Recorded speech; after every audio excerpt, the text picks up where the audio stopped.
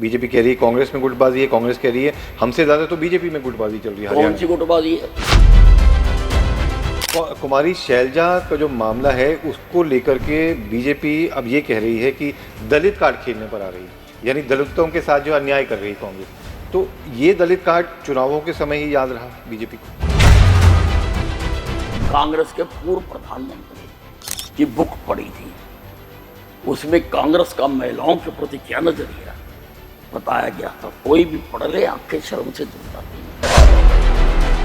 हरियाणा में अब केजरीवाल का फोकस जो है वो नजर आ रहा है, खुद प्रचार के लिए उतर रहे हैं, जोर शोर से प्रचार। देखिए, आम आदमी का दिया अब बुझ चुका है।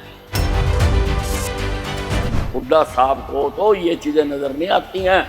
ये कब तक बाहर रहेंगे, कब जेल में जाएंगे, इसका पता नहीं है। वैसे जी कहते हैं हमने गारंटी पत्र जारी करा है। अरे तू गारंटी पत्र जारी कर रहा, तेरी अपनी गारंटी नहीं है। लेकिन आप ही की पार्टी के लीडर हैं, एमपी हैं हिमाचल से ही, कंगना रनौत, वो किसानों पर बयान दे देती हैं। उन्होंने किस संदर्भ में कहे, क्यों कहे, तो मुझे उसका ज्ञान नहीं। लेकिन कांग्रेस कह रही है कि बहुत काम ऐसे हैं जो कि नहीं हुए यहाँ हमारा छावनी में। जिनको मेरे काम नजर नहीं आते हैं, मैंने उनकी आंखों का मुफ्त इलाज करने का भी काम इंतजाम किया है। आपका नाम भी आ रहा था उस समय, मन में इच्छा है फिर से कि मुख्यमंत्री बनने की कभी? जब मुख्यमंत्री बदला गया तो कहीं पर लोगों ने प्रश्न उठाया अलग अलग जगह पर कि अनिल विज क्यों नहीं। नमस्कार, द समर न्यूज में आपका बहुत बहुत स्वागत है। मैं हूं मोहित प्रेम शर्मा। हम हरियाणा की धरती पर हैं और लगातार आपको हरियाणा इलेक्शंस की अपडेट दे रहे हैं। जैसे जैसे चुनाव नज़दीक आते जा रहे हैं वैसे वैसे जो उम्मीदवार हैं उनके दिलों की धड़कनें भी तेज़ होती जा रही हैं। हालांकि सभी उम्मीदवार इस प्रचार में अपना जो प्रचार चल रहा है उसमें पूरा दमखम दिखा रहे हैं, पूरे ज़ोरों शोर से चुनावी मैदान में हैं, चुनावी दंगल में उतर आए हैं। बहरहाल आज हम मौजूद हैं अंबाला कैंट में, जहां पर बीजेपी के प्रत्याशी अनिल विज जो कि मंत्री भी हैं वो हमारे साथ मौजूद हैं खास बातचीत के लिए। एजेंडाज बताएंगे, अपने इश्यूज बताएंगे, क्या क्या काम किया है उन्होंने और जनता के जो सवाल हम लेकर आए हैं उसके भी जवाब देंगे। सबसे पहले बहुत बहुत स्वागत आपका विज साहब द समर न्यूज़ में। मेरा सबसे पहला सवाल है, टिकट भी मिल गया, प्रचार भी शुरू हो गया, कितना आपको लग रहा है, आप जीते भी आए हैं यहाँ से, अब इस बार कितना आपको एक ये लग रहा है कि वाकई में मुकाबला है, किससे अपना सीधा मुकाबला आप मान रहे हैं इस बार? अंबाला छावनी की जनता ने मुझे 6 बार यहाँ से चुनाव जिताया जी। 7वीं बार मैं लड़ रहा हूँ और जितना समर्थन लोगों का इस बार मिल रहा है आज से पहले कभी देखने को नहीं मिला। ये जो अंबाला छावनी का चुनाव है ये इतिहास में दर्ज होने जा रहा है, क्योंकि ये चुनाव काम करने की राजनीति करने वालों और केवल बातें करने वालों की राजनीति के बीच में हो रहा है। काफ़ी कॉन्फिडेंस से आप बोल रहे हैं। और मैंने यहाँ पर जब जब मुझे मौका मिला मैंने बहुत विकास करा के दिया। उसके उल्ट बाकी जितनी पार्टियों के कैंडिडेट हैं, और कांग्रेस का तो 40-50 साल एक छत्र राज रहा है, एक काम वो गिनवा नहीं पा रहे हैं, एक काम बता नहीं पा रहे हैं। तो चुनाव काम करने वालों और केवल बातें करने वालों या रंग बिरंगे गुब्बारे बेचने वालों जो चुनाव में आते हैं, तरह तरह के वादे करके लोगों को लुभाते हैं और अपने चले जाते हैं, उनके बीच में, और जनता काम करने वालों को चाहती है। लेकिन कांग्रेस कह रही है कि बहुत काम ऐसे हैं जो कि नहीं हुए यहाँ हमारा छावनी में, और बीजेपी दावा आप कर रहे हैं, आप दावा कि काम हुए हैं, लेकिन कांग्रेस इसके उल्ट आरोप लगा रही है बहुत कुछ करने की ज़रूरत है और वोट इसी आधार पर जो है जनता से मांग रही है। मैंने वो काम भी किया है।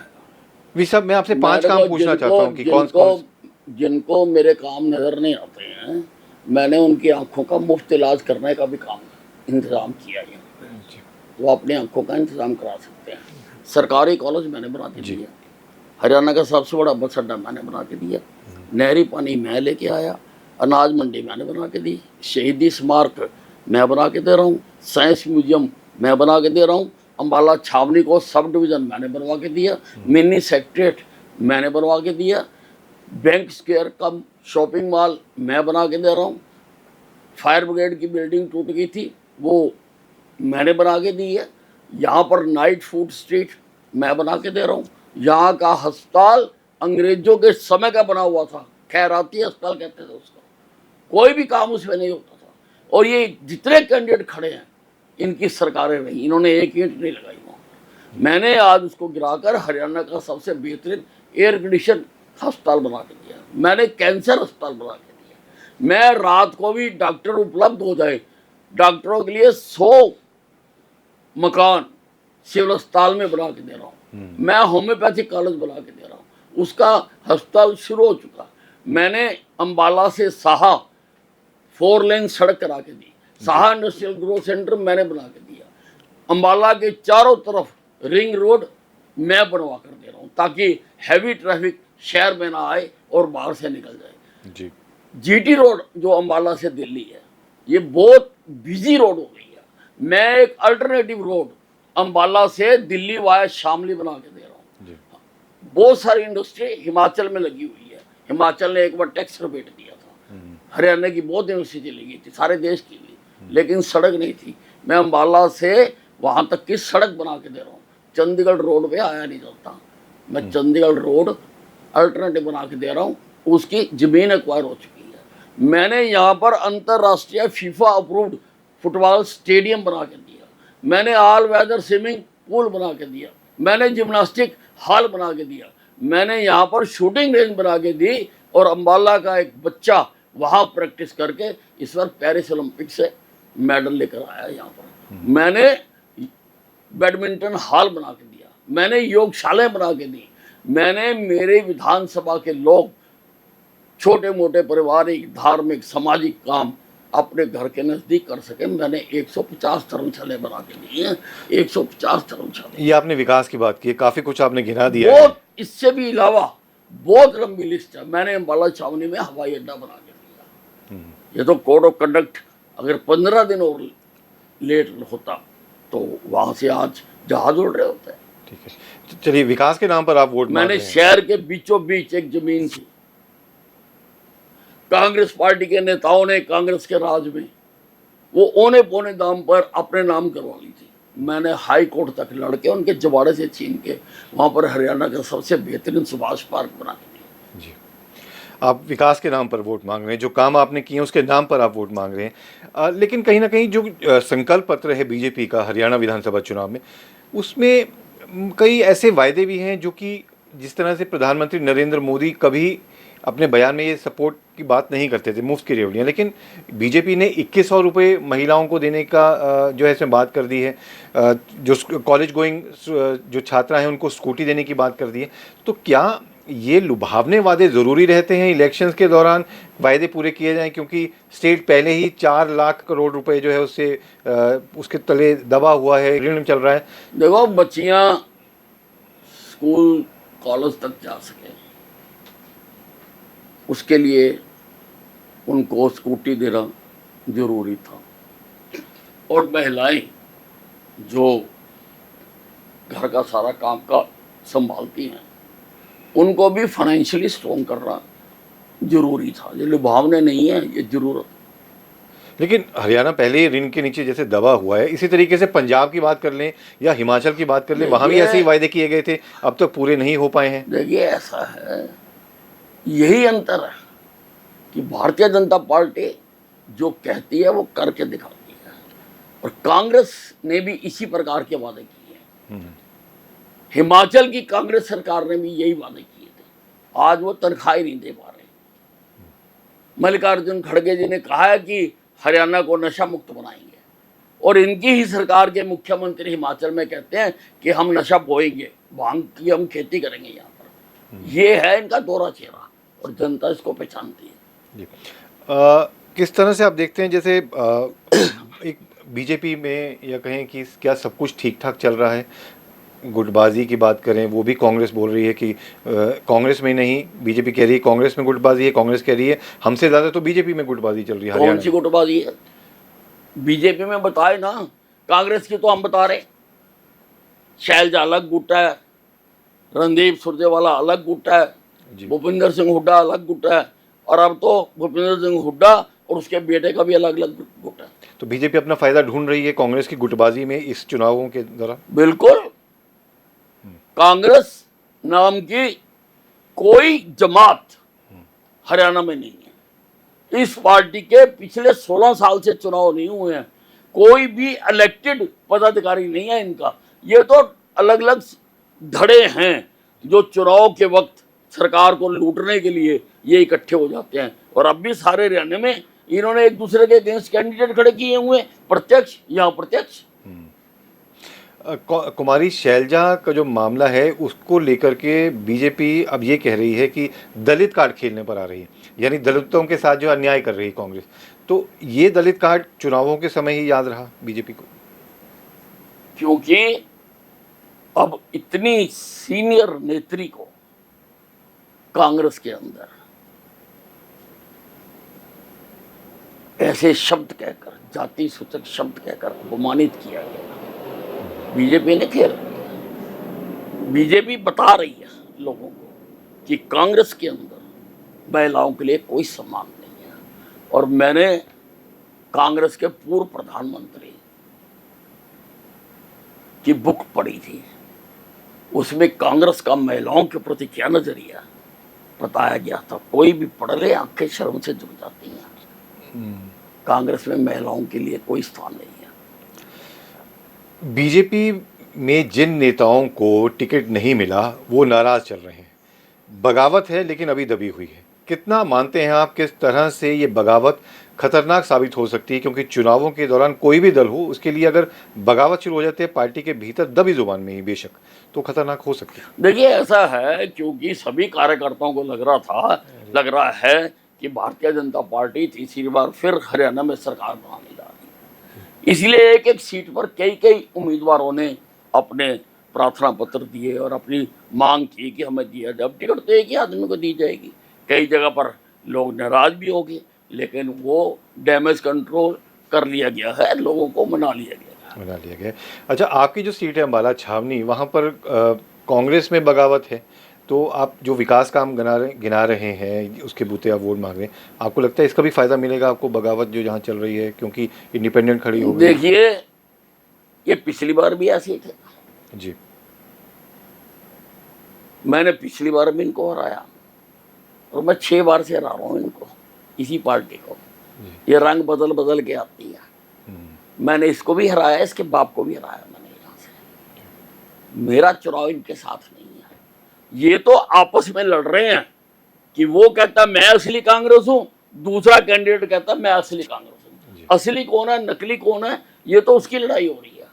मेरा तो मैं तो काम के आधार पर वोट मांग रहा हूँ और मैं कह रहा हूँ लोगों के सामने कि मैं तो अपने काम गिना रहा, मैं कामों के पर्चे भी बांट रहा। तुम्हारे काम कहाँ है, तुम्हारा पर्चा कहाँ पे है, तुम क्यों नहीं बांटते अगर तुमने कोई काम किया तो? आम आदमी पार्टी भी हरियाणा में बहुत सक्रिय हो गई है। पंजाब के इलेक्शंस हुए थे जब पहले, तो उसमें किसी ने सोचा नहीं था इतनी बड़ी मेजॉरिटी में सरकार वहाँ बन जाएगी।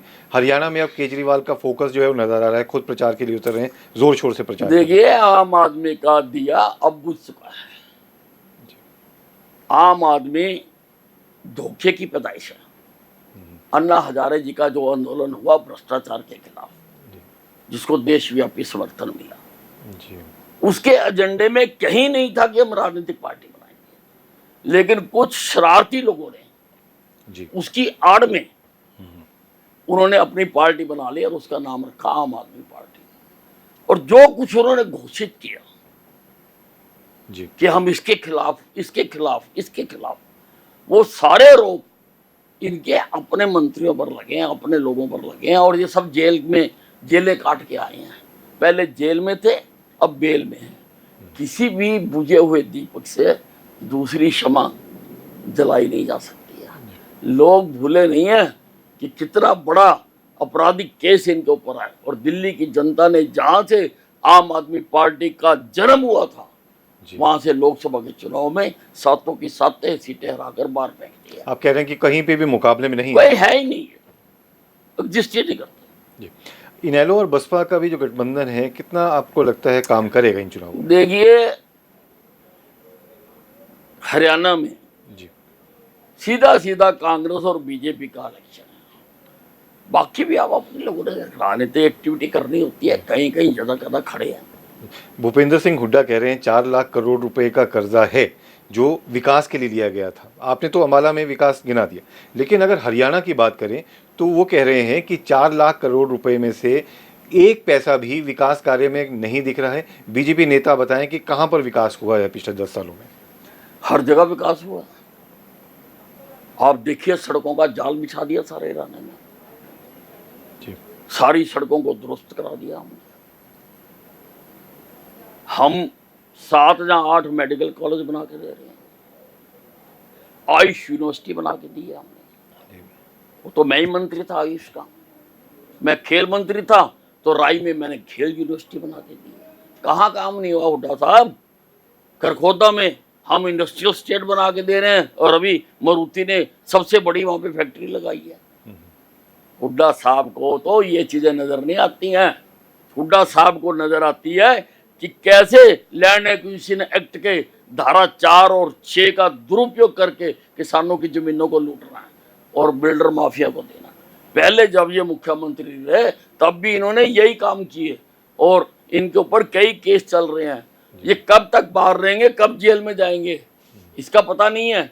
वैसे ये कहते हैं हमने गारंटी पत्र जारी करा है। अरे तू गारंटी पत्र जारी कर रहा, तेरी अपनी गारंटी नहीं है, कितने दिन बाहर रहेगा और कब जेल में जाएगा?